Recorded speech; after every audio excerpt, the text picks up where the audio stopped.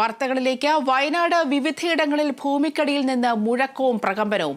മേപ്പാടി, ബത്തേരി, അമ്പലവയൽ, കുറിച്ചൽമല അടക്കമുള്ള മേഖലകളിലാണ് പ്രകമ്പനം ഉണ്ടായത്. അസാധാരണ ശബ്ദം കേട്ടതായി നാട്ടുകാർ അറിയിച്ചു. ഇപ്പോൾ വിശദാംശങ്ങളുമായി റിയാസ് KM ടെലിഫോൺ ലൈനിൽ ചേരുന്നു. റിയാസ്, ഇപ്പോൾ വയനാട്ടിൽ നിന്നും ഭീതിതമായ മറ്റൊരു വാർത്തയാണ് വന്നിരിക്കുന്നത്. ഉരുൾപൊട്ടലിന് ശേഷം ഇപ്പോഴിതാ പ്രകമ്പനം എന്ന വാർത്തയാണ് ഇപ്പോൾ വന്നുകൊണ്ടിരിക്കുന്നത്. എന്തെല്ലാമാണ് വിവരങ്ങൾ റിയാസ്? അനുപ്രിയ, വയനാട്ടിൽ നിന്ന് ഭൂമിക്കടിയിൽ നിന്നും തന്നെ വലിയൊരു പ്രകമ്പനവും നേരിയ കുലുക്കവും അനുഭവപ്പെട്ടതായാണ് നാട്ടുകാർ പറയുന്നത്. രാവിലെ 10 മണിക്ക് ശേഷമായിരുന്നു ഈ സംഭവം ഉണ്ടായിരുന്നത്. പൊഴുതന, വൈത്തിരി, വെങ്ങപ്പള്ളി, നെന്മേനി, അമ്പലവയൽ പഞ്ചായത്തുകളിലെ പ്രദേശങ്ങളിലാണ് ഇത്തരമൊരു സംഭവം നടന്നതായി നാട്ടുകാർ വ്യക്തമാക്കുന്നത്. എന്തായാലും വിവരമറിഞ്ഞ് ജില്ലാ ഭരണകൂടം ഇടപെട്ടിട്ടുണ്ട്. ഈ ആളുകളെ ഈ പ്രദേശങ്ങളിൽ നിന്നും മാറ്റിപ്പാർപ്പിക്കാനുള്ള നടപടികൾ തുടങ്ങിയിട്ടുണ്ടെന്ന് ജില്ലാ കളക്ടർ DR മേഘശ്രീ അറിയിക്കുന്നുണ്ട്.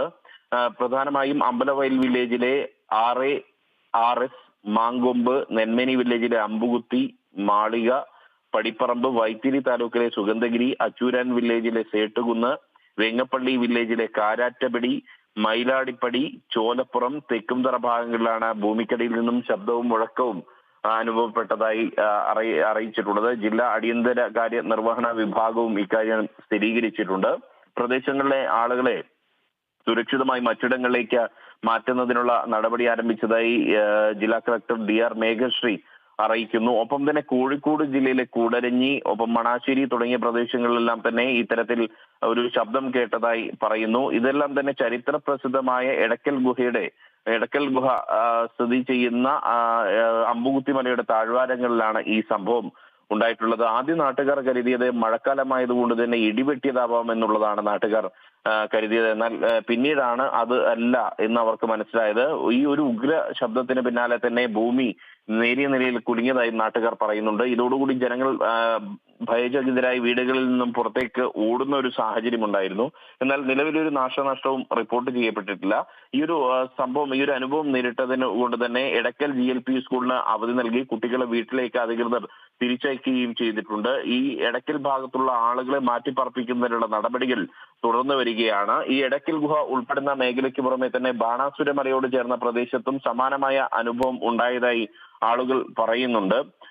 അത് ഒരുപക്ഷെ ഈ സോയിൽ പൈപ്പിംഗ് ആകാനുള്ള സാധ്യതയായിട്ടാണ് ജിയോളജി വിഭാഗം വിദഗ്ധർ പറയുന്നത്. പ്രദേശത്ത് ഭൂകമ്പ സൂചന ഒന്നും ഉണ്ടായിട്ടില്ലെന്നാണ്.